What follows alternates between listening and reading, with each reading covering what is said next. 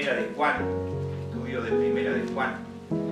Así que podemos poner ahí en la pantalla Primera de Juan capítulo 2, versículo 20 al 29, si nos da este tiempo para poder cubrir esa porción de las Escrituras. Primera de Juan capítulo 2, versículo 20.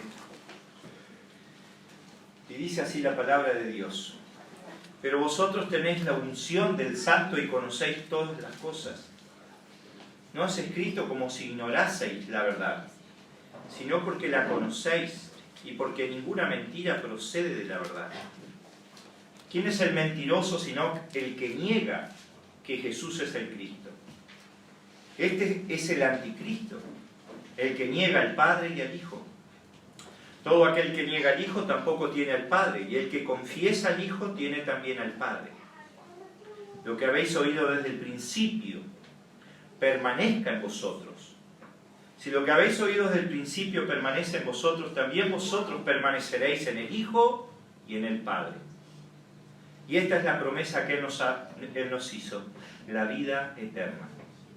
Os he escrito esto sobre los que os engañan, pero la unción que vosotros recibisteis de Él permanece en vosotros, y no tenéis necesidad de que nadie os enseñe. Así como la unción misma os enseña todas las cosas, y es verdadera, y no es mentira. Según ella os ha enseñado, permaneced en Él. Ahora, hijitos, permaneced en Él para que cuando Él se manifieste tengamos confianza, para que en su venida no nos alejemos de Él avergonzados. Y sabéis que Él es justo, sabéis también que todo el que hace justicia es nacido de Él. Vamos a orar al Señor. Nuestro Dios y Padre, venimos nuevamente en el nombre precioso de Jesús. Y Padre, confiando en los méritos de Cristo, en su obra a nuestro favor en la cruz. Hoy, Señor, como iglesia, como familia, oh Padre, clamamos a ti y rogamos que tú tengas misericordia de nosotros. Y Señor, que tu obra en nosotros continúe, en cada creyente, Señor. Perfecciones nuestra fe. Señor, nos ayudes a estar firmes, constantes. Señor, ayúdanos, oh Padre, y que tu palabra sea guiada por ti. En el nombre de Jesús. Amén. Esta porción de las Escrituras tenemos que decir que como tema central, en primer lugar, trata acerca de que tenemos comunión en base a permanecer en la verdad. Esta palabra permanecer creo que viene a ser la palabra clave de este pasaje. La vamos a encontrar en muchos versículos que están en estos breves párrafos de las Escrituras. Encontramos esta palabra una y otra vez, permanecer. Por ejemplo, el versículo 24 nos dice, ¿verdad?, que debemos de permanecer en la verdad, en obediencia. Versículo 28, permanecer en comunión. O sea, es un texto, ¿verdad?, que nos habla acerca de permanecer en el Señor. Pero en segundo lugar también describe y nos enseña acerca del ministerio que el Espíritu Santo tiene, tocante a la enseñanza de la palabra de Dios y el creyente. ¿Okay? Uno de los ministerios del Espíritu Santo en cuanto a guiar, enseñar, inspirar, iluminar, ¿verdad? Ahora, vamos entonces a empezar a mirar. Recuerden que esta carta, el tema de esta carta es la comunión con Dios. El tema de la carta primera de Juan es la comunión con Dios. ¿Cómo nosotros podemos saber que tenemos una genuina, una real comunión con Dios? Y por eso fue escrita, Juan, para que tú puedas examinar tu vida a la luz de esta carta y decir, bueno, yo tengo verdadera comunión con Dios. También, ¿verdad?, fue escrita para aquellos que de pronto no tienen una verdadera comunión con Dios y están engañados, y entonces puedan rever su vida y puedan empezar a tener una verdadera comunión con Dios. Porque, ¿saben que si uno le pregunta a la gente de afuera, hay tanta gente que dice, ¿verdad?, yo tengo comunión con Dios, y oran, Sin embargo, están tan lejos de Dios. Viven tan lejos, ignorando quién es Dios, ignorando su palabra. Entonces, estamos hablando de cómo yo puedo saber realmente que tengo una comunión, no en lo que a mí me parece, sino en lo que realmente Dios dice. Ese es el propósito. Entonces vamos a dividir este mensaje, esta porción de las Escrituras, en primer lugar, versículo 20 y 21, que nosotros tenemos comunión en base al conocimiento de la verdad. En base al conocimiento de la verdad. Miren lo que dice: pero vosotros tenéis la unción del Santo y conocéis todas las cosas. No os he escrito como si ignoraseis la verdad, sino porque la conocéis, y porque ninguna mentira procede de la verdad.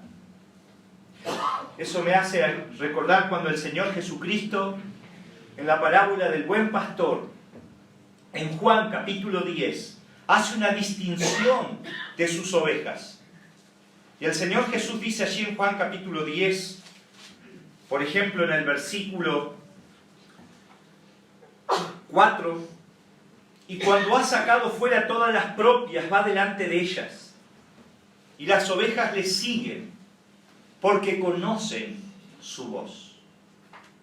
Una distinción de los verdaderos creyentes es que conocen la verdad, conocen la voz del buen pastor, conocen la sana doctrina.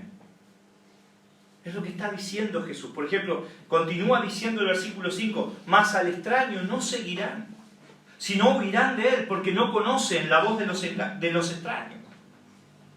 A mí me pasó, hermanos, cuando yo me convertí a los 17 años, bueno, hoy los jóvenes, ¿verdad?, tienen internet, hoy tenemos la facilidad de acceder a escuchar mensajes, pero en aquel tiempo, en el campo, no teníamos luz eléctrica, así que imagínate. De noche tenía un candil en mi cuarto y amanecía con la nariz toda llena de hollín. Y entonces sintonizaba una radio a pila y teníamos la radio transmundial. Y yo, como recién convertido, tenía un deseo por la palabra. Quería escuchar la palabra. Y me daba tanta paz y consuelo. Y estaba llenando ese vacío que yo tenía en mi vida. La palabra estaba llenándome. Entonces, sintonizaba la radio transmundial, que a partir de las 9:30 de la noche, todas las noches, tenía una programación y predicaba el pastor Tolopilo y pastores de sana doctrina muy preciosos de estudio a través de la Biblia, versus J. Magui, bueno. Entonces, y me dormía, porque iba hasta las 2:30 y a veces me dormía con la radio prendida y madrugada me levantaba y la apagaba. Un día había cierta interferencia, porque esta onda es de Montevideo, y ahí puse la estación y había uno predicando. Bueno, está. Pero de pronto empecé, hay algo que no. Pero cuando algo que, como decir, no te cierra. No te cierra. Había un estorbo. No estaba disfrutando la palabra. Había algo que... Digo, esto no. Y de pronto me da por mover un poquito el dial, ¿verdad? Y había estado escuchando una radio equivocada. Era una radio que estaba al costado, una onda que estaba al costado ahí, pero indudablemente la predicación no era de sana doctrina. Y yo tenía ese estorbo, yo estaba, ¿verdad?, sintiéndome como, ¿verdad? No. Hermanos, la sana doctrina, a los verdaderos creyentes les da paz. Vos escuchás y decís, qué lindo esto es la palabra de Dios. Esta es la verdad de Dios. Pero cuando escuchamos algo que no es como que ya te empieza a rechinar. Es como que ya te empieza a inquietar. Te empieza a estorbar internamente. Jesucristo está diciendo, mis ovejas oyen mi voz y me conocen. Vaya si es importante conocer la verdad. Recuerdan que Jesucristo dijo en Juan 8:32, conoceréis la verdad y la verdad os hará libres. Pero el énfasis de Jesús, ¿cuál es? Es conocer la verdad. Quizás usted, ¿verdad?, piense, ay, tenemos que estar todos los domingos y cada vez que nos reunimos 45, 50, una hora escuchando la palabra. Es tan necesario, hermano, es tan necesario conocer la palabra. Es tan necesario exponer la palabra de forma expositiva, ir texto a texto y enseñando qué es lo que realmente dice la palabra. Porque es la única forma de conocerla, de entenderla.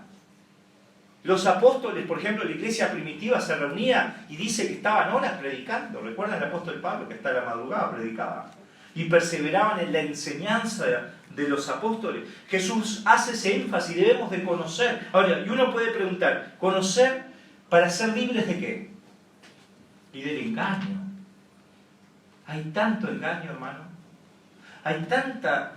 Mire, yo quedo asombrado con las cosas que uno escucha en la calle, con las cosas que uno escucha, ¿verdad?, de otros cultos, las cosas que se enseñan, cosas ridículas, cómo estafan, cómo sacan dinero, cómo se aprovechan, cómo abusan usando la palabra de Dios.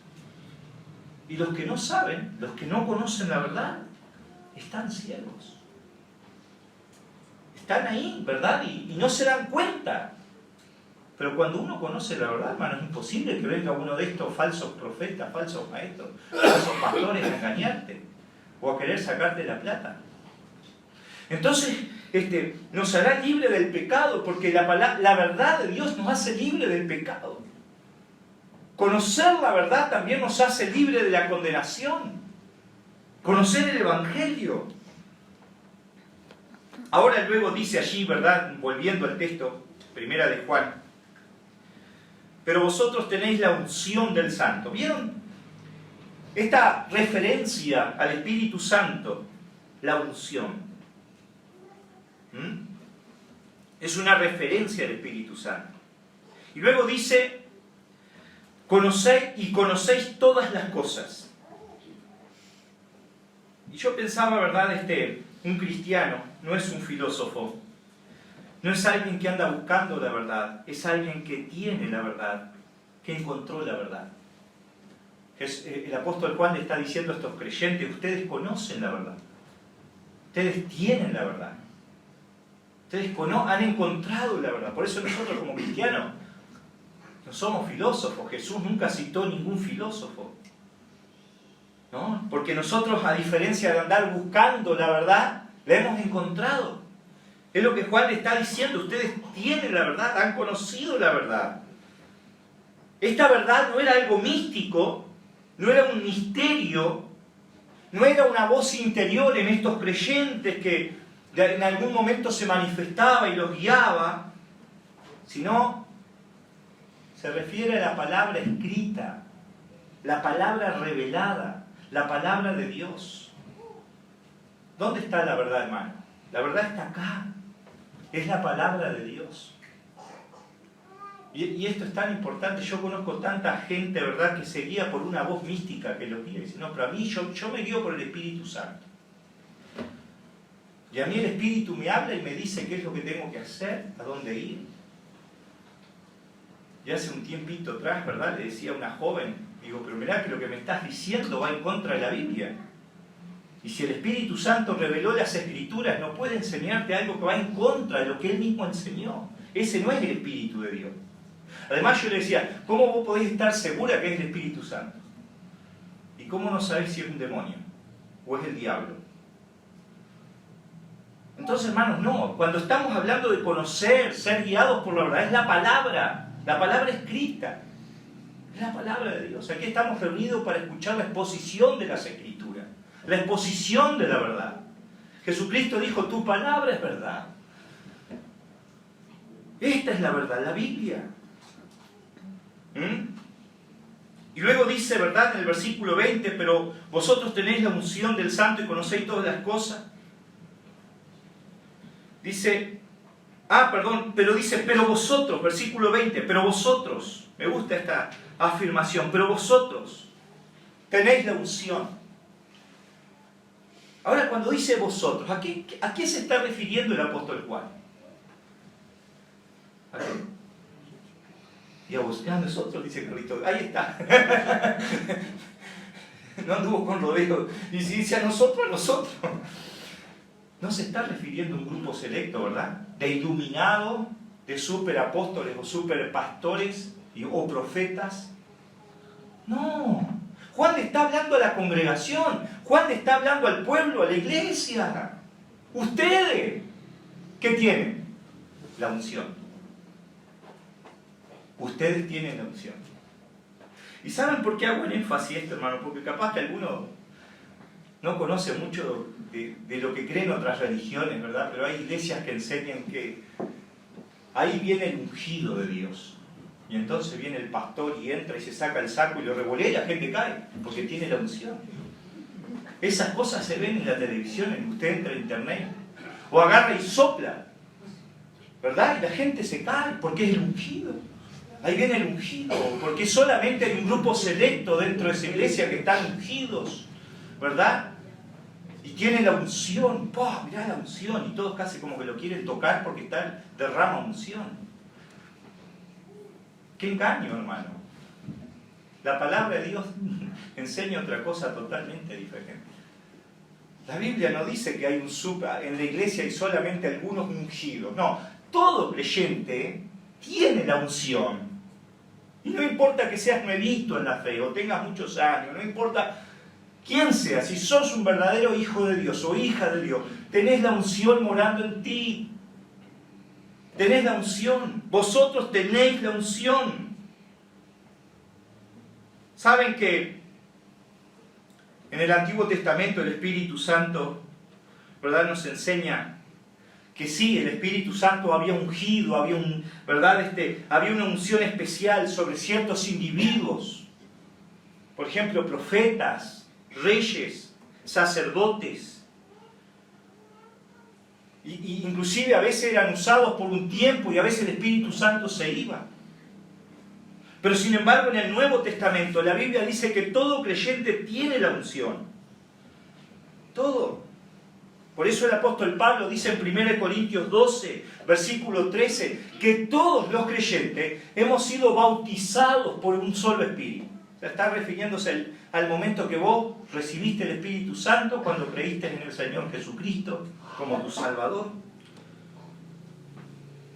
Indudablemente podemos decir que hay una diferencia entre Cristo y nosotros, porque Cristo es el ungido de Dios y nosotros somos sus ungidos, pero Él es el ungido. ¿Saben que esta palabra ungido significa apartado, santificado, guardado, bendecido, consagrado? Ahora, este es el ministerio del Espíritu Santo. Cuando Dios te salva, te aparta, te santifica. O sea, ¿te aparta de qué? Del mundo. Te aparta del pecado, de la inmoralidad, de la corrupción de este mundo. Te aparta, te santifica, te guarda, te sostiene en la fe, te consagra. Eso es lo que hace el Espíritu Santo en todo creyente. Así que entonces, en primer lugar, vemos, ¿verdad?, que nosotros tenemos comunión en base a conocer la verdad de Dios, en base a conocer la palabra de Dios. Ahora vamos a mirar en segundo lugar, nosotros tenemos comunión en base a la aceptación de la divinidad de Cristo, versículos 22 y 23. ¿Quién es el mentiroso sino el que niega que Jesús es el Cristo? Este es el anticristo, el que niega al Padre y al Hijo. Todo aquel que niega al Hijo tampoco tiene al Padre, y el que confiesa al Hijo también tiene al Padre. Así que, en segundo lugar, nosotros tenemos comunión en base a la aceptación de la divinidad de Cristo. Juan, nuevamente les hago recuerdo, hermanos, Juan en esta carta está refutando una falsa enseñanza de un grupo que se llamaban los gnósticos. Y este grupo enseñaba, ¿verdad?, que Jesucristo no era el Hijo de Dios, no era un ser divino. Era un hombre iluminado, un buen hombre que alcanzó, ¿verdad?, la iluminación, que, en fin, pero no creían que fuera Dios hecho carne, negaban su deidad. Y Juan es duro con este grupo, ¿no? Porque miren cómo lo llama Juan. Juan los trata de mentirosos y anticristo. A la maula, Juan no andaba con rodeos, ¿no? ¿Quién es el mentiroso?, dice Juan. Dice el verso 22. Este es el anticristo, o sea, todos aquellos que niegan la deidad de Cristo son anticristos. Es tremendo. Nosotros hoy tenemos religiones que niegan la deidad de Cristo, como los testigos de Jehová. Ellos niegan que Jesús sea Dios. Ellos dicen que Jesús Es una especie de ángel, un diosito. Pero la Biblia dice que Jesús es Dios y lo dice con mayúscula. Y no lo dice una vez, lo dice muchas veces. Jesús es Dios hecho carne. Y nosotros no podemos tener comunión con Dios si negamos la deidad de Cristo, si negamos su persona, si negamos su divinidad, si menguamos o falsificamos la persona de Cristo. Uno de los grandes teólogos decía, cualquiera que despoja a Cristo de su gloria es un anticristo. Y no solamente, ¿verdad?, cuando negamos a Cristo y su divinidad estamos negando a Cristo, pero también Juan está diciendo, negamos también al Padre. Estamos negando también al Padre. Cuando nosotros estamos enseñando un falso Cristo, un falso evangelio, una falsa salvación, estamos negando a Cristo y negando al Padre. Por lo tanto, en estos breve resumen de estos dos versículos, negar la divinidad de Cristo implica no creer en la enseñanza de la palabra de Dios.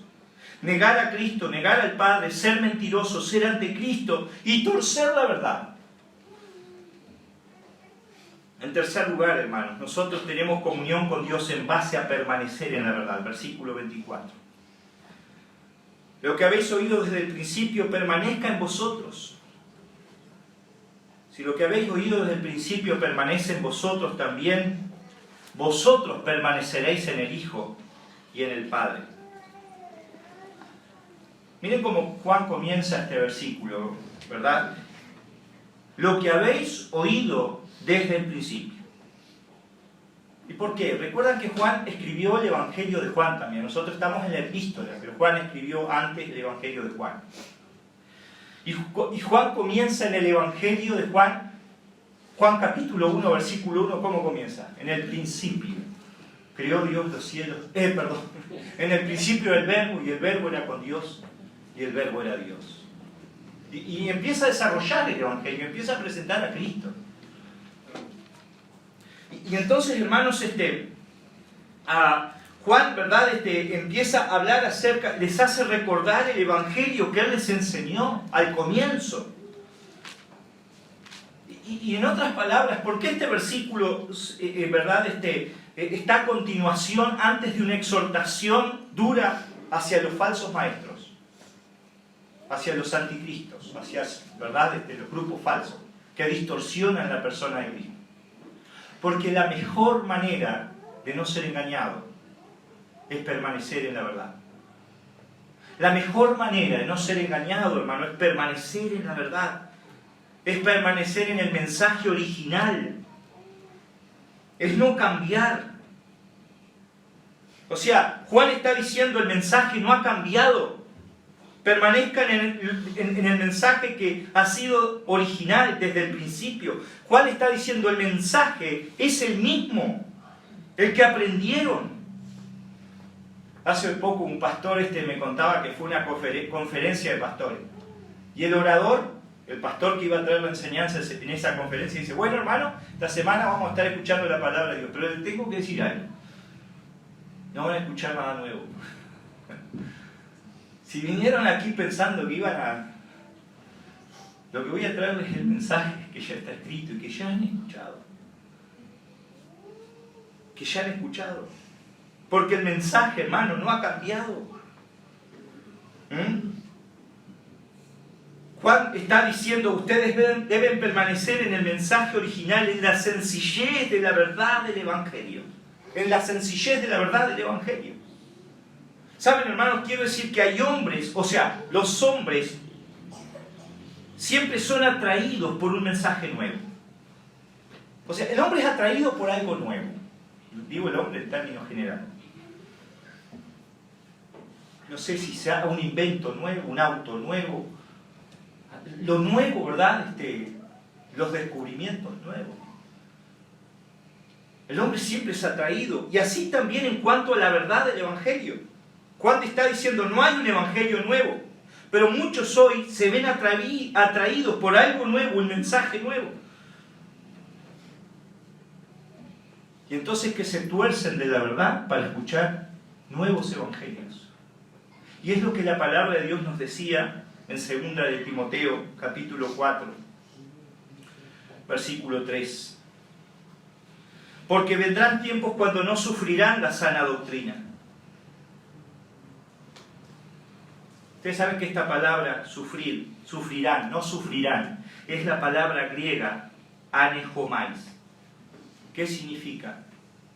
No van a soportar, no van a aguantar, no van a tolerar. O sea, van a venir tiempos, está diciendo Dios, que se van a cansar de la sana doctrina. No van a aguantar, ¿verdad?, estar ahí una hora escuchando un mensaje de la Biblia. Eso es muy aburrido. Y siempre lo mismo, ya sabemos eso, pastor. Entonces, ¿verdad? Dice, ¿qué va a pasar? Volviendo allí, 2 Timoteo 4:3, dice, no sufrirá, sino que teniendo comezón de oír, se amontonará el maestro conforme a su propia concupiscencia, y apartarán de la verdad y se volverán a fábulas. Esta palabra fábula, ¿saben lo que significa? Cuentos, fantasías, mitos, ficción. Y vos a veces escuchás, miren, yo nuevamente insisto, a mí me gusta escuchar de todo porque entonces para estar informado y para poder... Y a veces vos escuchás pastores y dicen, hermanos, anoche estaba en el cuarto y de pronto vino el diablo y me empezó a cinchar de un pie. Y oré y vino el ángel Gabriel y me deshinchaba de la mano. Pero después desperté y estaba Moisés y ahí levanta otro, dice, hermano, yo fui al infierno. Y entonces, yo tuve una revelación. Y eso a la gente le encanta. Le encanta. Y aplaude, ¿verdad? Y entonces es un miticismo, es una fábula, es una fantasía. Eso la gente atrae. Eso místico, eso vende. La gente le gusta escuchar esas cosas. Espectaculares, cosas, pero tremendas. Por eso dice, se van a ir a fábula. Hermano, ¿cuál era el problema de los Gálatas? ¿Recuerdan cuál era el problema de los Gálatas? Los Gálatas estaban siendo seducidos para escuchar un nuevo ¿qué? Un nuevo evangelio. Y Pablo les dice en Gálatas 1:6, no hay otro nuevo. Es el mismo. Perseveren en el evangelio que escucharon una vez. No se muevan de esa verdad. Pablo le dice a Timoteo, retén lo que has oído. El profeta Jeremías le dice al pueblo de Israel, Jeremías capítulo 6, versículo 16, así ha dicho Jehová, paraos en los caminos y mirad y preguntad por las sendas antiguas, cuál sea el buen camino, y andad por él. Mirad las sendas antiguas.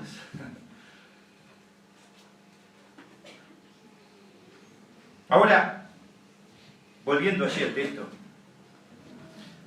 estamos en el versículo 24.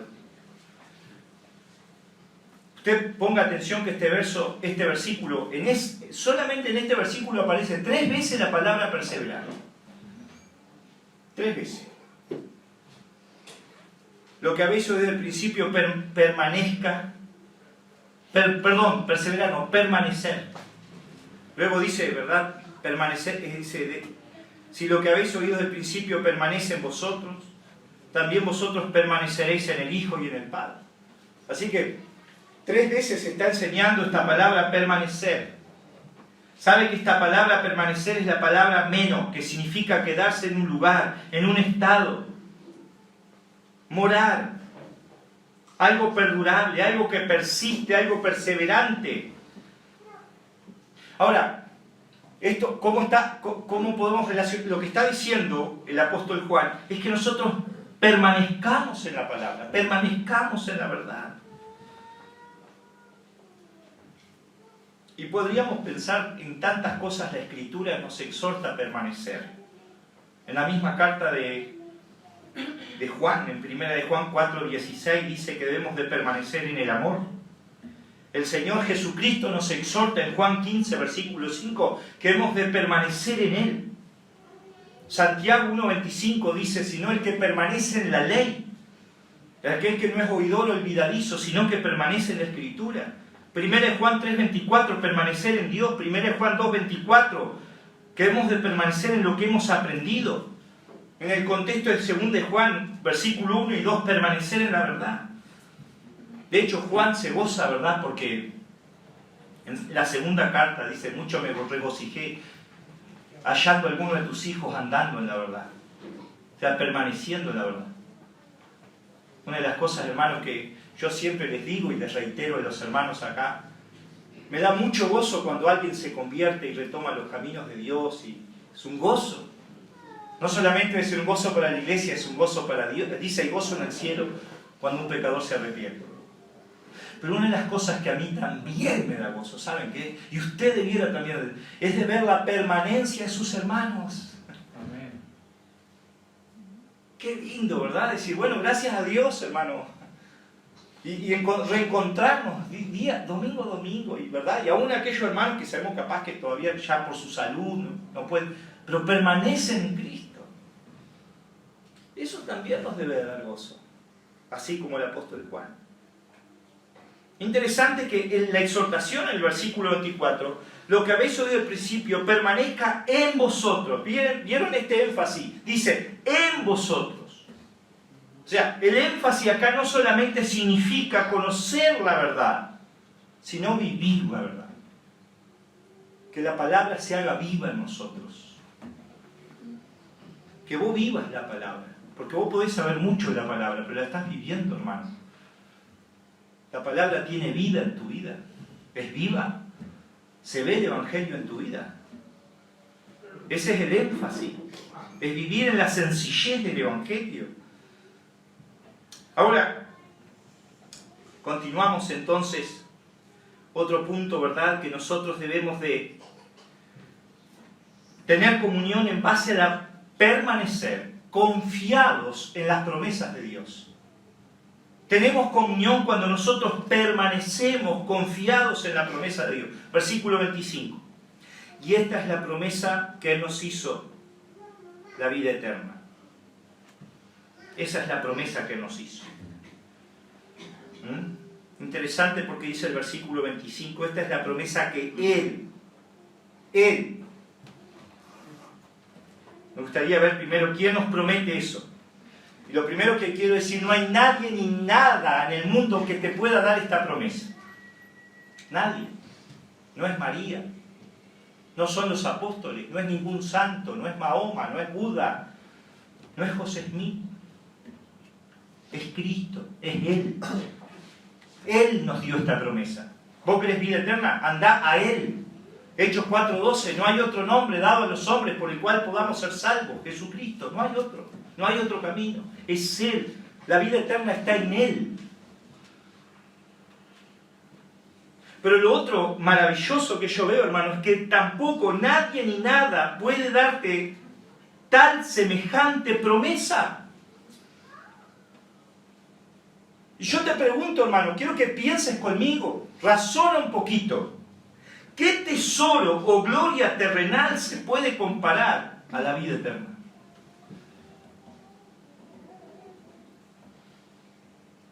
Y nada. Nada, hermano. Es tan grande lo que se nos promete, hermano, que escapa a nuestra comprensión. Nosotros estamos viviendo y a veces no comprendemos lo que es vida eterna. Es tan grande esta promesa, es tan grande esta recompensa, hermano. Ustedes saben que uno mira, ¿verdad?, la literatura y encuentra cuentos, ¿verdad?, fábulas, ilustraciones de la búsqueda de la porción mágica para vivir eternamente. El hombre siempre sueña con vivir eternamente. De hecho, por ejemplo, hace un tiempo atrás miraba un documental acerca de los faraones y hacían esas pirámides gigantescas y las llenaban de comida y oro y plata y todas las pertenencias porque ellos tenían esperanza en seguir viviendo, en tener vida eterna y se preparaban para el más allá. El hombre siempre quiere en su esfuerzo, es su deseo. Pero hermanos, piensen un poquito, Cristo nos te ofrece vida eterna. Nuevamente, hermano, ni todos los placeres del mundo, ni todas las riquezas del mundo se pueden comparar con lo que Cristo te ofrece. Ni el hombre más rico de este mundo, que yo no sé cuál será hoy. Recuerdo que hace unas décadas atrás le diría Rockefeller. Pero hoy, no sé, hay tantos multimillonarios. Ni el hombre más rico, con toda la fortuna, te puede ofrecer algo semejante o parecido. Hermanos, ni siquiera el propio diablo te puede dar tal promesa. Vida eterna. El Señor Jesucristo nos advierte y nos hace, da este énfasis para que vos entiendas el valor de la vida eterna. Por ejemplo, dice en Marcos 8:36, ¿de qué le sirve al hombre ganar todo el mundo y perder su alma en el infierno? O sea, todas las riquezas no tienen comparación. Hermanos, esa fe fue lo que mantuvo fiel y firme a Moisés. Esa esperanza. Recuerdan, miren, voy a ir a Hebreos capítulo 11. Hebreos capítulo 11. Y dice en el versículo 24: por la fe Moisés, hecho ya grande, rehusó llamarse hijo de la hija de Faraón. O sea, ¿qué está diciendo acá? No era solamente el título. Estaba rechazando todas las riquezas del mundo antiguo, toda la gloria, el trono, los placeres. Lo tenía todo en bandeja, él rehusó eso. Y luego dice el versículo 25, escogiendo ser maltratado con el pueblo de Dios, que gozar de los deleites temporales del pecado. Porque él entendía una cosa, que todas las cosas que este mundo te pueden ofrecer son temporales. Lo que Dios te ofrece es eterno. Hay una frase que quizás has oído, muchos sacrifican lo temporal, lo momentáneo, en el altar. Muchos sacrifican, lo eterno, en el altar de lo momentáneo, de lo pasajero. No, Moisés estaba mirando la eternidad. Y dice, ¿verdad?, el versículo 26, teniendo por mayor riqueza el vituperio. Esta palabra vituperio es menosprecio. Es menosprecio. Es burla de Cristo que los tesoros de los egipcios. O sea, Moisés dijo, yo prefiero identificarme con el pueblo de Dios, sufrir el desprecio del mundo, la burla, el rechazo por ser cristiano, por creer en Dios. ¿Por qué? ¿Dónde está? ¿Qué era lo que lo motivaba? ¿Dónde estaba su esperanza? ¿Por qué? ¿Qué fue lo que llevó a rechazar todo eso? Moisés, ¿qué te pasa? ¿Estás loco, Moisés? Le podrían decir los amigos, pero Moisés, ¿qué te pasa? Mirá lo que estás menospreciando. Sos la persona más afortunada del mundo. Podría ser el faraón de Egipto. Pero había un problema. Versículo 26 al final, porque tenía puesta la mirada ¿en qué? En el galardón. Moisés tenía puesta la mirada en la recompensa eterna. La vida eterna. Tenía más peso. Él comparó y dice, no, lo que Dios me ofrece, hermano, vale más. Amén. Una vez, hace muchos años, y Damián estaba presente, en el anexo donde estaba nuestra hermana Alba Techera, Coralino predicaba, el pastor Coralino Gómez, un mensaje tan sencillo, pero tan real. Dice, el diablo te ofrece 10, porque lo que te ofrece el diablo es muy poco, y Cristo te ofrece 1.000.000.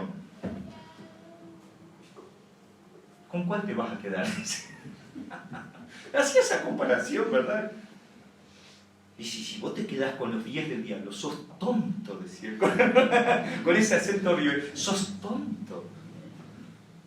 Si el diablo te ofrece, ¿verdad?, disfrutar un poquito y después ir al infierno, y vos te quedás con eso, sos tonto, sí, tiene razón por ahí. Sos necio, como dijo Jesús, recuerdan al hombre rico, necio, necio. Esta noche vienen a pedir tu alma. La oferta de Dios es invaluable. No hay fortuna, no hay comparación, no hay nada en este mundo que pueda igualar. Y es la esperanza que nos debe mantener, hermano. Amén. en este peregrinar. ¿Por qué estamos de pie? ¿Por qué estamos firmes? Esa es nuestra meta, ese es nuestro tesoro. Tito 1:2 dice la esperanza de vida eterna. Tito 2:13 dice la esperanza bienaventurada. Porque es una esperanza bienaventurada. Así que, hermanos, nosotros debemos de confiar en esa promesa. Implica esperar, poner nuestra esperanza, nuestra meta, nuestro tesoro en esa promesa que el Señor nos ha dado. El libro de Hebreos, hay un pasaje que me gusta mucho que está en Hebreos capítulo 6, versículo 17. Y dice, por lo cual queriendo Dios mostrar más abundantemente a los herederos de las promesas la inmutabilidad de su consejo, interpuso juramento. Y dice, para que por dos cosas inmutables en las cuales es imposible que Dios mienta, tengamos un fortísimo consuelo, los que hemos acudido para asirnos de la esperanza puesta delante de nosotros.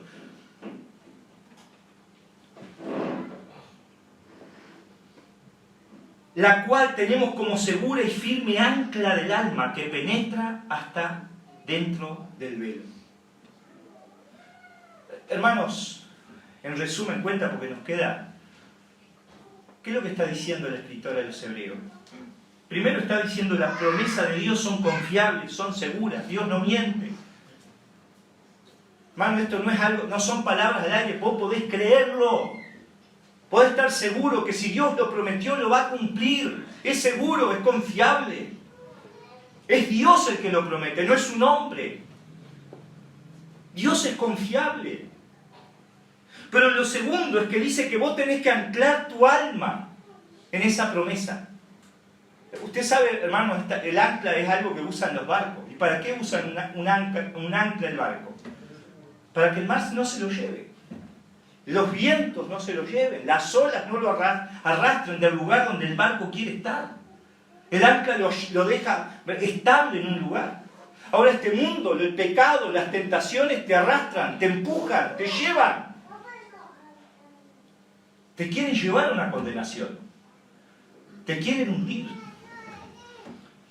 ¿Cómo nos podemos mantener firmes? Tenés que anclar tu alma, tu esperanza, tu confianza en las promesas de Dios. Amén.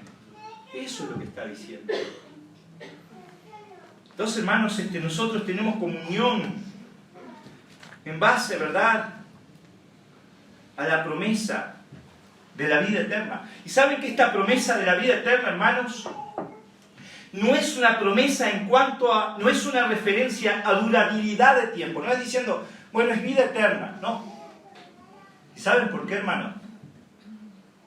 Porque todos los hombres tienen vida eterna.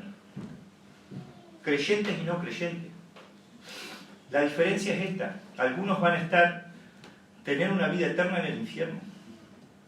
Otro, vida eterna en el cielo. Entonces Jesús, esto es una referencia también a la calidad de vida. Es una vida eterna en el sentido de calidad. ¿Cómo es la vida eterna? Y bueno, hermanos, podríamos definirla con una palabra. Cuando el Señor Jesucristo da la parábola de los talentos, ¿recuerdan?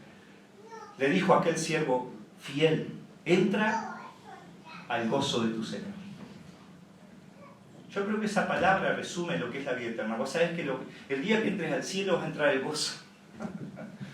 Pero ¿y qué pasa? Y si yo me acuerdo y que no sé qué, no sé, hermano, vos entras allí, una de las cosas que te puedo asegurar, vas a estar contento, vas a estar feliz y no vas a querer regresar. Es gozo eterno, es vida eterna. Hermanos, termino, ¿verdad? Este tiempo, terminamos con el versículo 27. En quinto lugar, nosotros tenemos comunión en base al Espíritu Santo morando en nosotros. Versículo 27. Pero la unción que vosotros recibisteis de Él permanece en vosotros, y no tenéis necesidad de que nadie os enseñe, así como la unción misma os enseña todas las cosas, y es verdadera, y no es mentira. Según ella os ha enseñado, permaneced en Él. Interesante que el apóstol Juan dice que la unción permanece en vosotros. Nuevamente, la unción es una referencia al Espíritu Santo. Y una vez que nosotros recibimos el Espíritu Santo, hermanos, el Espíritu Santo no mengua en ti, no caduca, no se va. ¡Qué promesa tan maravillosa! El apóstol Pablo, enseñando esta verdad en Efesios 1:13, dice que aquellos que han creído en el Evangelio fueron sellados con el Espíritu Santo de la promesa. Y esta palabra, este sello en aquellos tiempos era un sello que se ponía en las cartas, que eran unos rollos, unos pergaminos enrollados, y se ponía un sello de cera, y ese sello significaba seguridad. O sea, la carta, el mensaje no había sido violado, no había sido adulterado, mientras el sello estuviera puesto. Significaba seguridad, significaba propiedad, significaba algo, ¿verdad? Significa también algo imborrable. Validez. Entonces, hermanos, cuando nosotros creemos en el Señor Jesucristo, Él pone ese sello, Dios pone un sello en nosotros, no se borra. Yo que vengo del campo, ¿verdad? Es como esa marca que le ponen al ganado. El fierro caliente le marca y después no se borra. Eso queda. El Espíritu Santo viene a morar en nosotros y no se va. Y Juan dice en este versículo, y no tenéis necesidad de que nadie os enseñe. Ahora, hermanos, este versículo es muy mal interpretado y no es una referencia que el Espíritu Santo les iba a revelar, una nueva revelación, sino que ellos, recuerden, ya tenían la verdad y ya conocían la verdad. Eso es lo que dice el versículo 20. Pero vosotros tenéis la unción y conocéis la verdad. Y no es escrito como si ignoraseis la verdad, decía el versículo 20, sino que es una referencia que el Espíritu Santo los iba a guiar a la verdad, iluminar la verdad, para comprender la verdad, para conocer la verdad. Él les iba a recordar la verdad. Eso hace el Espíritu Santo. Hermano, nuestro hermano Miguel Villarreal daba testimonio, ¿verdad? Que siendo incrédulo, una vez en sus guardias como policía pidió la Biblia y empezó a leer la Biblia. Estuvo una semana entera leyendo la Biblia. Al final de la semana el resumen fue no entendió nada. ¿Saben por qué? Porque el Espíritu Santo es el que ilumina, el que revela la verdad, el que te guía, el que te da entendimiento, discernimiento. Eso es lo que hace el Espíritu Santo. Algunos interpretan mal y creen que no es necesario estudiar la Escritura en base a lo que dice este versículo. No es necesario estudiar. No es necesario participar de estudios bíblicos. El Espíritu Santo nos revela, nos guía. Pero, hermanos, no es lo que la palabra está enseñando. El Espíritu Santo es el que reveló e inspiró las Escrituras. Y nunca te va a llevar a desestimar, a ignorar las Escrituras. Porque Él las inspiró. El Espíritu Santo siempre te va a llevar a la palabra, a que tú la valores y honres la palabra. Y hermanos, nosotros tenemos ejemplos en la Biblia de, por ejemplo, Jesús llamó a los apóstoles y por 3 años les enseñó la palabra. Los discipuló, les enseñó. El apóstol Pablo le dice a Timoteo, en 2 Timoteo 2:22, enseña a hombres que sean idóneos ¿para qué? Enseñar a otros. Y Pablo está haciendo en énfasis en la enseñanza. Juan mismo en esta carta, ¿qué les estaba haciendo? ¿Qué estaba haciendo con estos creyentes? Le estaba enseñando. Él les estaba enseñando. Entonces, hermanos, el punto aquí no es que ellos desestimaran las Escrituras y buscaran, sino que nadie le podía enseñar otra verdad más que el que el Espíritu Santo ya había revelado, que son las Escrituras. No tenemos necesidad de otro evangelio, no tenemos necesidad de otra revelación, no tenemos necesidad de otro camino. Tenemos la verdad. Y yo no sé, hermanos, pensaba y termino con esto. Yo pienso que para un verdadero creyente, estoy hablando de un verdadero creyente, después de conocer verdaderamente la Escritura, y hago el énfasis, después de conocer verdaderamente la verdad, es imposible irse al error. Yo no sé, hermano, es imposible ir a un lugar donde están enseñando cualquier cosa y haciendo cualquier cosa. No podés, porque vos sabés que está mal, que es un desorden. Y por eso, hermanos, si nosotros queremos tener comunión con Dios, tenemos que conocer la palabra. Porque el medio por el cual Dios se ha revelado es la palabra. Vamos a terminar orando al Señor. José,